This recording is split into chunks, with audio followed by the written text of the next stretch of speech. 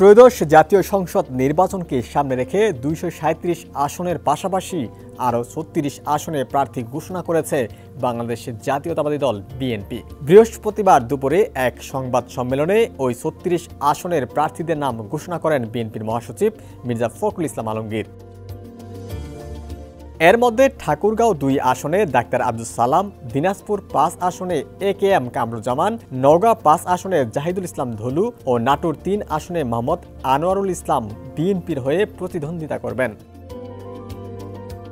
এছাড়া সিরাজগঞ্জ 1 আসনে সেলিম রাজা, যশোর 5 আসনে এম ইকবাল হোসেন, নড়াইল 2 আসনে মনিরুল ইসলাম, খুলনা 1 আসনে আমির এজাজ খান, পটুয়াখালী আসনে মোহাম্মদ শহীদুল আলম তালুকদার, বরিশাল 3 আসনে জয়নাল আবেদিন ও জালকাঠি 1 আসনে রফিকুল ইসলাম জামাল বিএনপির হয়ে প্রতিদ্বন্দ্বিতা করবেন।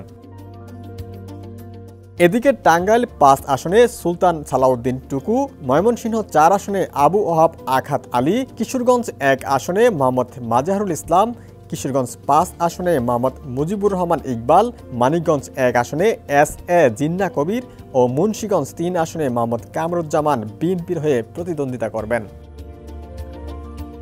ডেস্ক রিপোর্ট, সমকাল।